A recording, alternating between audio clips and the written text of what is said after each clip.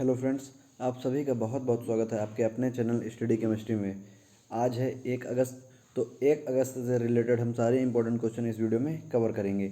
अगर आप लोगों को वीडियो पसंद आए तो लाइक करिएगा, शेयर करिएगा तथा कमेंट करिएगा। यदि आप चैनल पर नए हैं तो चैनल को सब्सक्राइब करके बेल आइकॉन प्रेस करिएगा, जिससे मेरे द्वारा अपलोड किए गए सारे वीडियो के नोटिफिकेशन आपको सबसे पहले मिलते रहें। तो चलिए स्टार्ट करते हैं। हमारा आज का पहला क्वेश्चन है, हाल ही में बायल इंटरनेशनल चेस फेस्टिवल में दूसरा स्थान किसने प्राप्त किया है? तो पी हरिकृष्ण ने दूसरा स्थान प्राप्त किया है। भारतीय ग्रैंड मास्टर पी हरिकृष्ण ने स्विट्जरलैंड में आयोजित 53वें बायल इंटरनेशनल चेस फेस्टिवल में रैपिड सेक्शन में दूसरा स्थान प्राप्त किया है। बायल इंटरनेशनल चेस फेस्टिवल क्या होता है? यह चेस फेस्टिवल कोविड-19 महामारी के दौरान बोर्ड पर खेला जाने वाला पहला प्रमुख गेम है, जिसका आयोजन सभी स्वास्थ्य प्रोटोकॉल का पालन करते हुए किया जा रहा है। इसमें खिलाड़ियों के बीच होने वाले टेबल की दूरी को बढ़ाया गया है और हर गेम के बाद सभी मोहरों, बोर्ड, घड़ी को पूरी तरह से साफ किया जाता है। इसके अलावा दर्शकों को इस कार्यक्रम स्थल पर जाने की अनुमति नहीं दी गई है। यह एक चेस गेम है जिसे शतरंज भी कहते हैं। चलिए अगले क्वेश्चन की ओर चलते हैं। अगला क्वेश्चन है हमारा, हाल ही में नीति आयोग के आकांक्षी जिलों की सूची में पहले स्थान पर कौन सा जिला रहा है? तो अभी हाल ही में छत्तीसगढ़ के बीजापुर को नीति आयोग ने आकांक्षी जिलों की सूची पर पहले स्थान पर रखा है। सरकारी थिंक टैंक नीति आयोग द्वारा छत्तीसगढ़ के बीजापुर जिले को फरवरी-जून 2020 की अवधि के दौरान समग्र डेल्टा रैंकिंग में पहले स्थान पर रखा गया है, जबकि मेघालय के री-भोई और यूपी के बहराइच को क्रमशः दूसरे और तीसरे स्थान पर रखा गया है। यह डेल्टा रैंकिंग 112 आकांक्षी जिलों में इस साल फरवरी-जून के स्वास्थ्य और पोषण तथा शिक्षा समेत 6 विकासात्मक क्षेत्रों में हुई प्रगति के आधार पर निर्धारित की गई है। यह इन क्षेत्रों में स्वास्थ्य और पोषण, शिक्षा, कृषि और जल संसाधन, वित्तीय समावेशन, कौशल विकास और बुनियादी ढांचा विकास क्षेत्रों को शामिल किया गया है। मैं एक बार फिर रिपीट कर रहा हूँ, यह डेल्टा रैंकिंग 112 आकांक्षी जिलों में इस साल फरवरी-जून के दौरान स्वास्थ्य और पोषण तथा शिक्षा समेत 6 विकासात्मक क्षेत्रों में हुई है। इनके अनुसार 6 क्षेत्र हैं हमारे: स्वास्थ्य और पोषण, शिक्षा, कृषि और जल संसाधन, वित्तीय समावेशन, कौशल विकास और बुनियादी ढांचा विकास। नीति आयोग के हमारे सीईओ हैं अमिताभ कांत, अध्यक्ष हैं नरेंद्र मोदी। तो चलिए अगले क्वेश्चन की ओर चलते हैं। अगला क्वेश्चन है हमारा, हाल ही में अनिल मुरली का निधन हो गया है, वह कौन थे? तो ये अनिल मुरली एक अभिनेता थे। ये मलयालम के एक्टर थे। इन्होंने सिल्वर स्क्रीन पर अपने कैरियर की शुरुआत 1993 ईस्वी में कन्याकुमारी यिल ओरू कविता के साथ की थी। कन्याकुमारी यिल कविता के साथ की थी। उन्होंने मलयालम, तमिल और तेलुगु फिल्म जगत में 200 से अधिक फिल्मों में काम किया है। चलते हैं अगले क्वेश्चन की ओर।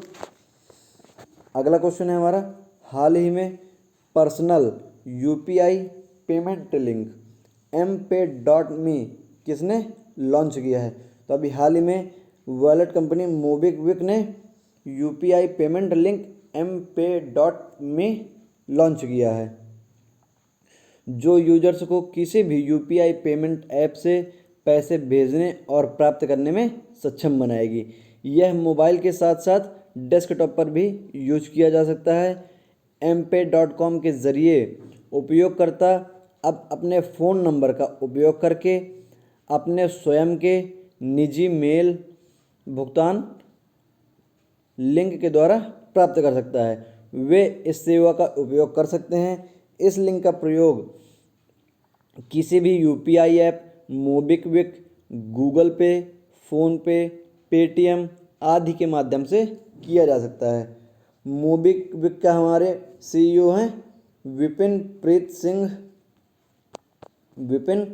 प्रीत सिंह और इसके मुख्यालय है गुरुग्राम में।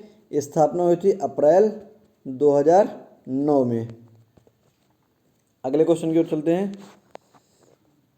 हाल ही में आईसीआरए के नए एमडी और सीईओ किसे नियुक्त किया गया है? तो अभी हाल ही में एन शिवरामन को आईसीआरए के नए एमडी और सीईओ के रूप में नियुक्त किया गया है। इनका कार्यकाल 3 वर्ष के लिए रहेगा। ये पूर्व में एमडी और सीईओ नरेश टक्कर का स्थान लेंगे। यह पद 1 वर्ष पूर्व अगस्त 2019 से नरेश टक्कर के कार्यकाल के समाप्त होने के बाद से खाली पड़ा था।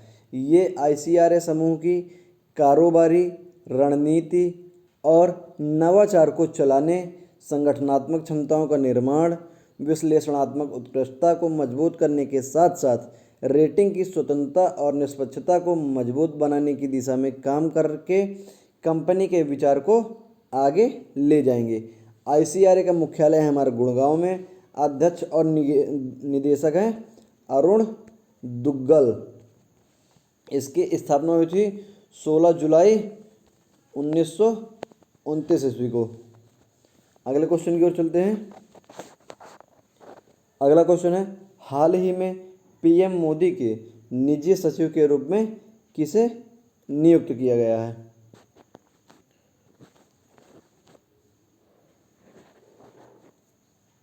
तो अभी हाल ही में पीएम मोदी के निजी सचिव के रूप में हार्दिक सतीश चंद्र शाह को नियुक्त किया गया है। ये 2010 बैच के आईएएस अधिकारी हैं। अभी हाल ही में ये प्रधानमंत्री कार्यालय में उप सचिव के पद पर सेवारत हैं। हार्दिक पिछले साल PMO office, prime minister office में जाने से पहले पर्यावरण, वन और जलवायु परिवर्तन मंत्री प्रकाश जावड़ेकर के निजी सचिव के रूप में कार्य करते थे। अगले क्वेश्चन की ओर चलते हैं। अगला क्वेश्चन हमारा, हाल ही में किस ऑलराउंडर खिलाड़ी ने संन्यास लेने की घोषणा की है?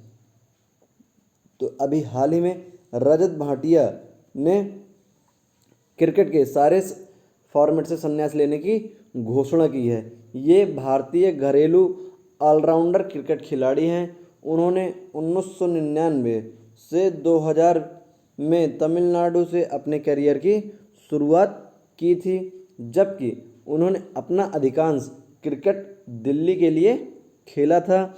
भाटिया ने 112 मैच खेले हैं, जिसमें 49.10 की औसत से 6482 रन बनाए और लगभग 28 की औसत से 137 विकेट लिए हैं। इन्होंने आईपीएल में भी Delhi Daredevils, Rajasthan Royals, Kolkata night Riders और राइजिंग पुणे के लिए भी खेला है।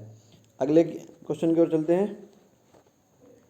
अगला क्वेश्चन है हमारा, हाल ही में रिलायंस पावर ने किसके साथ ऋण के लिए साझेदारी की है? तो अभी हाल ही में रिलायंस पावर ने जेरा कंपनी, जापान की जेरा कंपनी के साथ ऋण के लिए साझेदारी की है।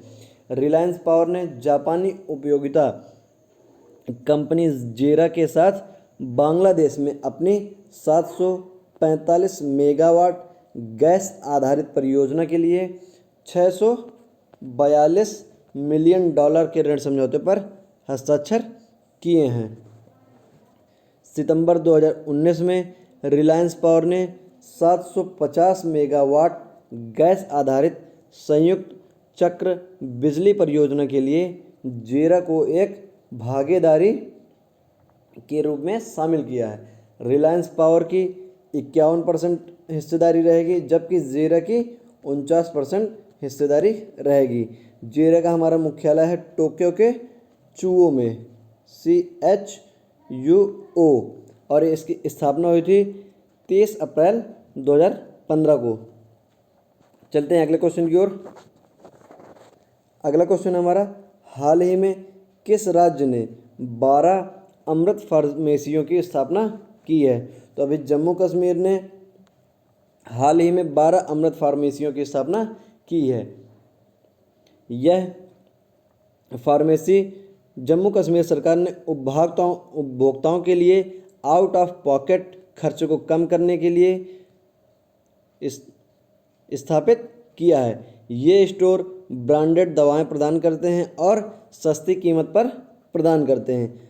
अमृत फार्मेसी ब्रांडेड दवाओं को बेचती है जिनका उपयोग कैंसर और हृदय रोगों के इलाज के लिए 60% की छूट प्रदान करती है। अगले क्वेश्चन की ओर चलते हैं। अगला क्वेश्चन है, हाल ही में शेरिंग लेप्चा का निधन हुआ है, वह कौन थे? यह एक संगीतकार थे। ये संगीतकार के पूर्व एक सैनिक के रूप में कार्य करते थे। इन्होंने 1960 ईस्वी में ऑल इंडिया रेडियो में लोक संगीत के कार्यक्रम किए हैं। इन्हें लोक संगीत के क्षेत्र में दिए उनके उत्कृष्ट योगदान के लिए 2007 ईस्वी में पद्मश्री से सम्मानित किया गया था। इस वीडियो में सिर्फ इतना ही। अगर आप लोगों को वीडियो पसंद आया हो तो वीडियो को लाइक करिए, शेयर करिए, कमेंट करिए। यदि आप चैनल पर नए हैं तो चैनल को सब्सक्राइब करके बेल आइकन प्रेस करिए, जिससे मेरे द्वारा अपलोड किए गए सारे वीडियो के नोटिफिकेशन आपको सबसे पहले मिलते रहें। Thank you.